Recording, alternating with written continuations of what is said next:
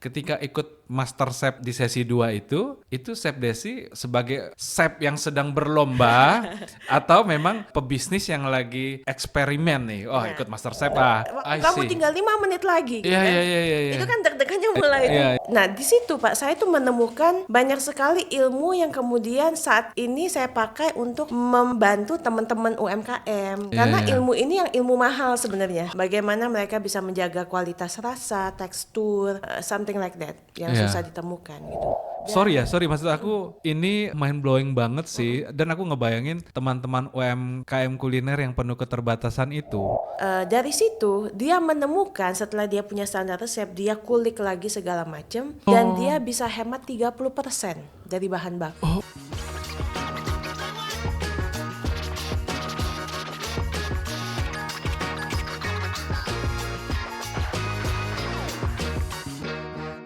Oke, selamat datang di Kulbis, kuliah bisnis by Big Thinkers. Di Kulbis ini kita ngomongin ilmu bisnis secara asik, karena kita percaya setiap orang itu pasti ada ilmunya dan pasti ada bisnisnya. Kita dapat tamu istimewa teman-teman, Chef Desi Trisnawati, pemenang Master Chef sesi 2. Ini tadi kita pas obrolan out of camp tadi kok saya tiba-tiba jadi punya ide lain nih.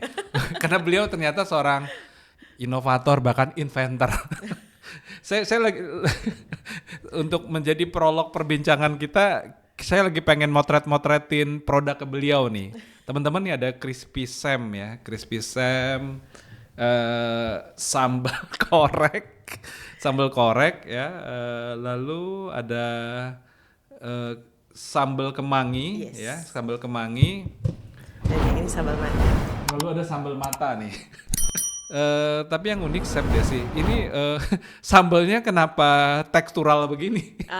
Sambal itu kan biasanya kan lembek-lembek, basah-basah. Nah, ini gimana jalan ceritanya nih, Chef Desi? Iya, saya pertama kali thank you ya Pak Pimpin udah mengundang Iya. kita untuk ngobrol-ngobrol di sini. Iya, dengan senang hati. Nah, saya tuh kebetulan memang sukanya tuh mengkreasikan produk-produk yang unik lah. Iya. Ya.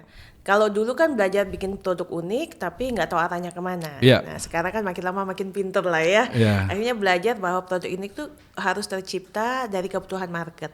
Iya. Gitu. Iya. Nah saya pelajari kalau kita ngomong Indonesia itu suka banget sama sambal. Iya. Dan suka banget sama gorengan. Iya. Gitu. Oke. Ya jadi kemudian saya pikir ya kenapa kita nggak bikin something yang mudah dibawa ya, dan juga memenuhi kebutuhan dua itu, sambal dan kremesan atau yang garing-garing kayak gitu. Iya. Nah itu sebabnya saya kemudian membuat produk ini. Nah Iya. untuk sambalnya sendiri secara varian ini sebetulnya juga salah satu observasi Iya. sambal apa sih yang kayaknya banyak disukain gitu ya. Iya. Makanya saat ini baru 3 ini yang kita buat, yaitu mata, kemangi dan korek gitu.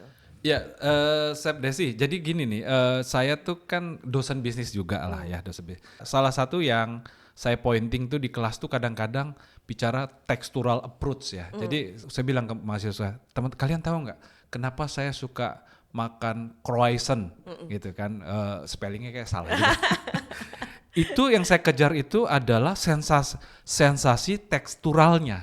Nah tadi begitu yang ketika kita out of camp itu kan Chef Desi bilang nih sambal, terus pas saya lihat loh kok bentuknya begini, saya terbuka sampaikan Chef Desi ini sangat menarik sih, ini sensasional banget minimum buat saya ya, kok sambal bisa setekstural ini. Keren Chef Desi. Thank you. Makanya ini kan teman-teman, beliau ini merupakan lulusan dari ilmu manajemen, khususnya bidang marketing ya. Yeah. Nah, apakah memang ada dorongan ya dalam proses perkuliahan itu sehingga akhirnya terdorong menjadi pribadi yang memang melakukan product development misalnya? Ada benang merahnya ke sana kah? Karena ini bukan chef biasa nih.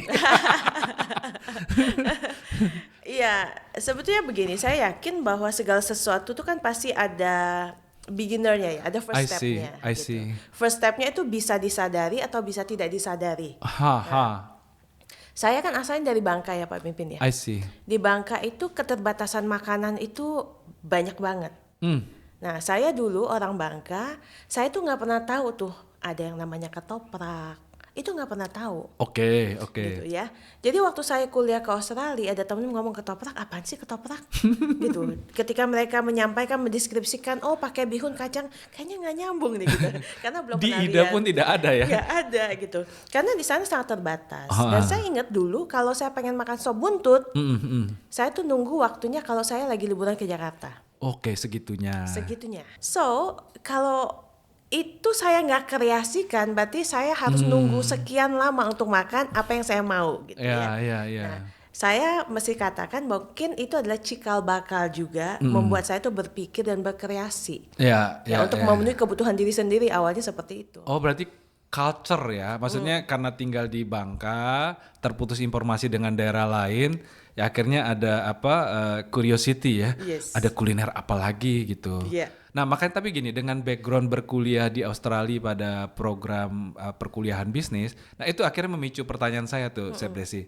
Ketika ikut Master Chef dulu di sesi 2 itu Chef Desi memang sebagai chef yang sedang berlomba atau memang jangan-jangan orang pebisnis yang lagi eksperimen nih, ikut Master Chef Nomor 2 tuh Pak.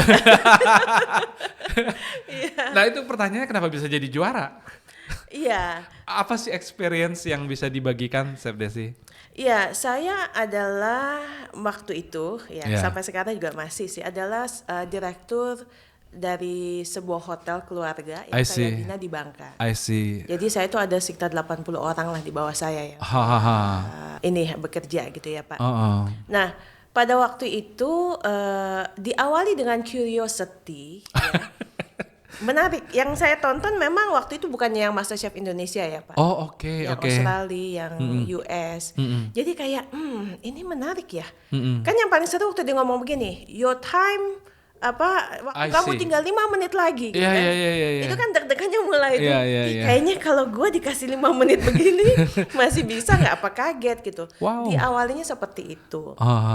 But then ternyata purpose itu hanya trigger lah. Karena untuk sampai ke sana itu prosesnya tuh lumayan panjang. Oke. Lumayan banyak pemikiran mengapa saya harus ada di sana. Betul. So at the end saya kemudian menemukan setelah banyak ngobrol dengan suami gitu ya. Suami juga nanya kan, kenapa sih kamu mau ikut gitu? Yeah.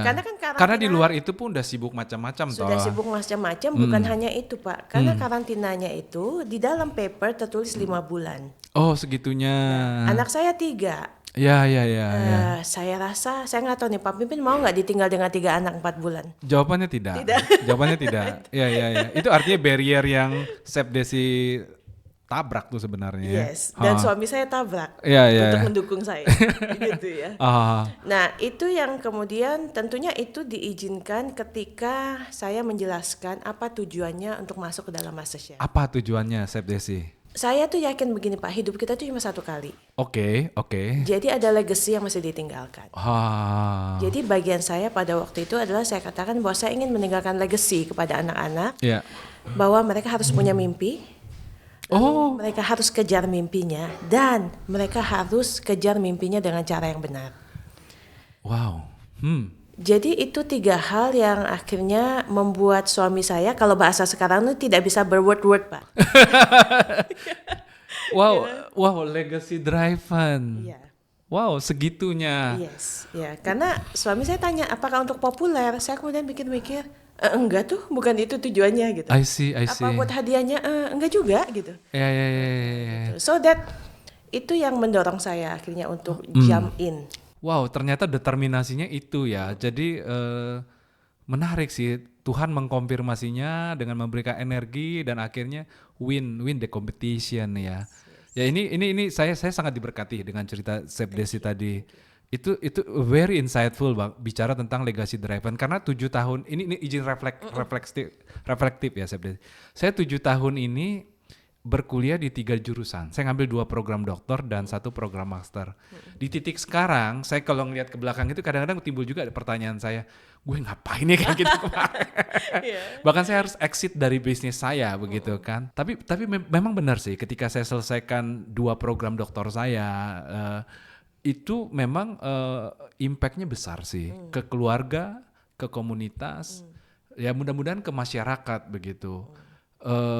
Dan cerita ini mengafirmasi saya bahwa legacy driven itu ada. Jadi saya juga akan, kalau teman-teman saya tanya ke depan, bro lu ngapain kuliah sampai 3 jurusan di dalam 7 tahun? Saya akan tegas sekali bilang, yes, I'm doing it as a legacy driven. Yes. Thank you, Sep Desi. Jadi insight apa, pembentukan apa yang terjadi dalam proses Master Chef itu yang akhirnya menimbulkan modalitas baru buat Chef Desi dalam memasuki perjalanan hidup ke depannya? Menarik sih, menarik banget. Mungkin ini nggak banyak yang tahu sih. Ya, bahwa ketika menenangkan Master Chef itu adalah tipping point aja. I see. Karena banyak orang sesudah menang, so what kan gitu kan? Ya kan? Udah menang ya udah gitu. Yeah. Nah, saya juga mungkin ya kembali saya percaya itu Tuhan sudah atur. Sesudah saya menang Master Chef, actually pada waktu di TV muncul siapa pemenangnya. Ternyata pada waktu itu ada sahabat dari suami saya nonton gitu ya. Dan sahabat suami saya ini dia bekerjanya di salah satu perusahaan internasional flavor company. Jadi begitu, oh ini istrinya ini ya. Nggak lama beberapa hari kemudian saya dipanggil dan mereka mengajak saya untuk terlibat lah di dalam perusahaan sebagai chef consultant, but as well as R&D. Dan itu saya dapat kehormatan megang 5 negara, Pak. Gitu. Nah, apa yang saya lakukan? Yang saya lakukan itu mereka harus mencontek, bahasa saya mencontek produk saya untuk mereka jadikan dalam bentuk bubuk. Jadi ini bisa dipakai di mie instan, dipakai ke banyak hal seperti itu. Tapi memang lebih banyak ke mie instan gitu, Pak. Nah di situ Pak, saya tuh menemukan banyak sekali ilmu yang kemudian saat ini saya pakai untuk membantu teman-teman UMKM. Karena ilmu ini yang ilmu mahal sebenarnya. Bagaimana mereka bisa menjaga kualitas rasa, tekstur, something like that yang susah ditemukan gitu. Saya pikir pada podcast kita ini kita akan banyak ngomongin hal memasak atau ilmu bisnis kuliner. Ya tentu kita akan bahas di sesi 2. Tapi saya beruntung banget Chef Des. Saya dengan percakapan yang ada ini, kalau saya boleh impresikan teman-teman, saya ternyata bertemu dengan ilmuwan produk kuliner. Sekali lagi izin saya highlighting sekali lagi. Saya penikmat sambal gitu. Ternyata sambal tuh bisa diteksturalkan kayak begini. Ini mind blowing sih buat saya, Chef Desi. Nanti dicoba, cuma peringatan saya cuma 1, Pak. Apa tuh? Hati-hati nagih, Pak. Karena kita banyak dapat info seperti itu feedbacknya. Ya, Chef Desi, dengan keilmuan, dengan postural Chef Desi yang sepostur ini, kan Chef Desi kan banyak berelasi, melakukan pemberdayaan dengan teman-teman UMKM kuliner kan. Itu relate gak sih Bu? Atau teman-teman UMKM kuliner, ilmu Chef Desi mah ketinggian ini, kagak ngerti gua. Gimana Bu? Iya, menariknya begini. Saya ketika dapat ilmu yang tadi, ya saya coba aplikasikan, but I understand bahwa saya ngomong ibu-ibu rumah tangga lah, not even small, tapi mikro mungkin Pak ya. Lebih ke mikro. Menukik kan? Lebih dalam lagi lebih dalam lagi. Udah nggak mungkin lah pakai bahasa yang tinggi-tinggi, karena saya juga mencoba flashback lagi. Kalau saya dulu juga diajarin yang tinggi-tinggi udah nggak sanggup. Jadi why not position myself gitu ya di dalam posisi mereka dengan bahasa yang sederhana. Jadi kita nggak usah pakai lah bahasa-bahasa USP lah apa segala macam. Even though kadang-kadang saya sempat ngomong hanya untuk sounding supaya kamu tahu lah, supaya ketika orang ngomong nggak bego-bego banget kan gitu ya. Coding aja gitu. Itu disampaikan. Tapi saya menggunakan bahasa yang sederhana sih untuk menyampaikan pada mereka. Itu kan bahasa kan deliverynya, Ya. tapi ilmunya sendiri mereka kunyah nggak sih, Chef Desi? Sorry maksud aku ini mind blowing banget sih, dan aku ngebayangin teman-teman UMKM kuliner yang penuh keterbatasan itu, jika tersentuh dengan keilmuan yang Chef Desi punya, itu keren sih seharusnya. Thank you. Yang saya lebih ajarkan ke mereka mungkin lebih ke belum ke inovasi produk, Pak. Oke. Lebih ke basic aja. Biasanya basic itu yang saya lakukan adalah dua. Pertama adalah basic branding. Oh, branding. Oke. Karena gini, branding itu kan sangat luas ya Pak. Izin saya perkecil aja ke merek deh. Merek kamu bener nggak, logonya bener Oke. nggak? Makanya kita nggak Wow. pakai kata branding, Ya. tapi saya akan lagi ngomong logo. Walaupun Ya. mungkin ada pakar marketing mungkin akan apaan sih Ya, branding is not about It's logo not about only. logo, Ya, gitu ya.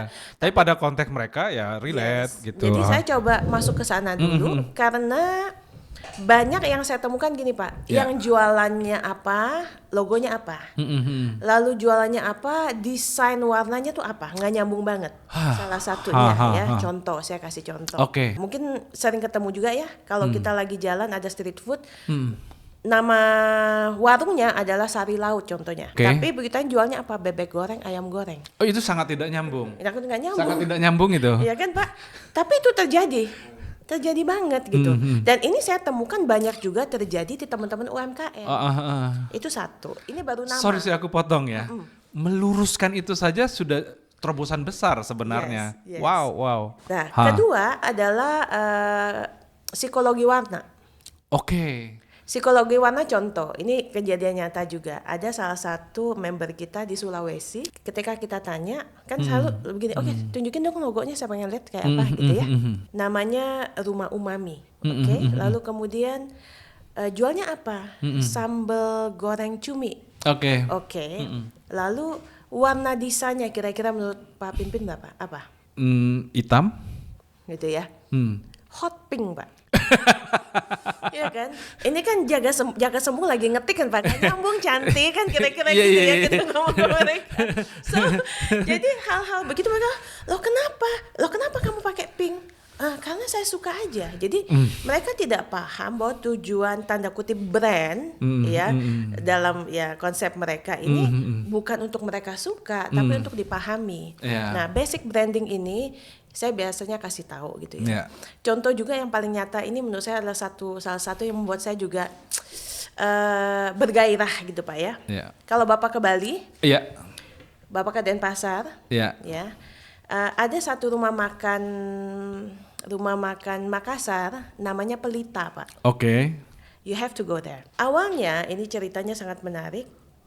Member yang satu ini tentunya dari Makassar, 11 tahun di Bali dan tidak pernah berhasil. Artinya itu bisnis berdarah-darah. Iya.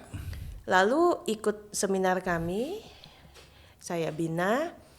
Ketika saya lihat ngomong tentang brand, tulisannya begini, oke, boleh dong lihat merek kamu apa? Mie goreng Makassar. Saya bilang itu bukan merek, itu produk. So you don't have brand. Jadi like, oh really? Lalu saya bilang, oke, kamu pilih brand, kita akan tinjau lagi. Dapat. Tahun 11 itu Pak. Tahun ke-12, nangis-nangis kontak saya. Lalu bilang begini, makasih ya chef katanya. Oh. Ini pertama kalinya kami untung 20%. Oke. Dan ini di masa pandemik. Setelah 11 tahun berdarah-darah. Karena ketidakpahaman tentang brand tadi. Ya, brand dalam hal ya merek ke situ Pak. Itu yang nomor satu. Nah yang kedua, ilmu yang saya sampaikan adalah tentang standar resep. Oh. Okay. Nah standar resep ini yang saya dapatkan, ilmu mahal yang saya dapatkan dari perusahaan yang merekrut saya itu. Yes. Orang ini, specifically saya ceritanya memang member yang satu ini di Bali ini suka dikerjain sama chef. Kan kadang-kadang chef ya, makanya saya bilang para chef tuh mesti bertobat sih. Ya, bener-bener loh gitu ya. Saya kalau kita punya attitude yang gak benar, kapanpun kita bisa di kick out. I see. Ya. I see. Jadi chefnya tanda kutip mengancam, oke, kalau enggak nanti saya mau keluar lah, mau dibacain segala macam. Saya tanya, kamu paham nggak resep ini? Enggak. Saya bilang kamu mesti belajar. Lalu diajarin caranya. Kemudian dari situ dia menemukan setelah dia punya standar resep, dia kulik lagi segala macam dan dia bisa hemat 30% dari bahan baku. Oh, oke. Memahami standar resep aja itu udah big winning ya buat business owner, buat entrepreneur. Sekarang itu restoran ramai terus, Pak. Bisa adjustable ya, efisiensi, Variansi, variansi. I see. gitu. Nah, ini yang banyak nggak tahu gitu loh orang-orang, Iya. khususnya mikro, small itu mungkin nggak paham. Nah, ini yang terjadi ya. Bersyukur Pak, sekarang ramai terus, rasanya juga konsisten dan kita mah kalau ke Bali, wah pasti ke sana juga karena bosen juga ya kalau itu lagi gitu. Ya, Chef Desi ini luar biasa ya.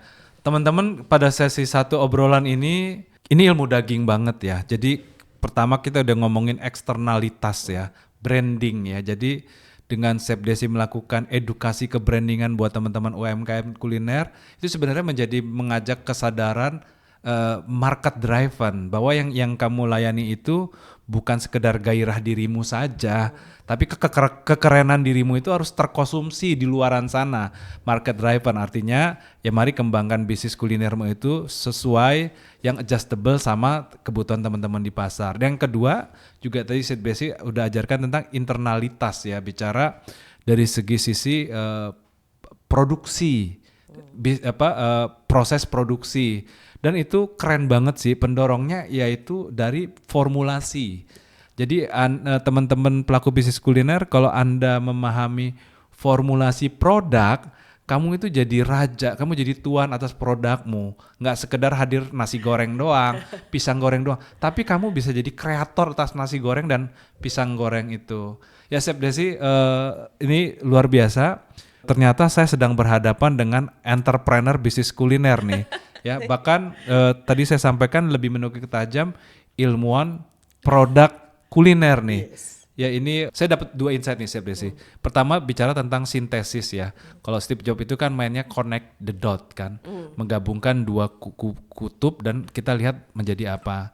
Nah, saya melalui obrolan dengan Chef Desi ini bisa merasakan bagaimana ilmu bisnis di Australia, pengalaman mengelola usaha keluarga, pengalaman sebagai profesional itu ternyata menjadi super connecting the dot buat seorang Chef Desi. Dan yang kedua, yang insightful banget buat saya Chef Desi, tadi berbicara tentang pemberdayaan UMKM ya. Maksud saya ternyata pemberdayaan UMKM itu dengan pendekatan berdayakan mereka pada standarkan saja mereka, itu udah jadi satu leverage yang luar biasa. Ya tadi melalui kesadaran, ayo lu mesti melek merek, dan yang kedua, you mesti jadi tuan atas produkmu dengan pemahaman formulasinya. Chef Desi, ini insightful conversation, nanti kita akan lanjutkan lagi pada sesi 2. Sampai jumpa di Coolbiz sesi 2. Entry barrier-nya untuk kuliner di Indonesia ini kan gampang banget. Bisa masak aja udah pasti bisa jualan gitu kan. Kalau di luar negeri kan nggak bisa Pak. Karena rule mereka sangat jelas. Bahasa kita tuh palu gada. Apa lu mau gua ada. Buat saya itu adalah sign bahwa kamu nggak tahu siapa target marketmu. Membuka cabang tuh ngomong tentang sistem ya Pak. Kalau memang sistemnya ready, silakan buka cabang lah sebanyak-banyaknya. Tapi kalau sistem nggak ready, mendingan jadi satu restoran yang selalu rame. Saya pernah makan nasi Padang di Hong Kong, lebih enak dari di Indonesia. Maksud aku ternyata produk-produk kuliner di Indonesia yang mereka bawa ke go internasional di berbagai luar negeri itu ternyata nggak asal-asalan loh. Seberapa challenging-kah kita menginternasionalisasikan produk kuliner kita? Saya rasa tantangan terbesar adalah support pemerintah Pak.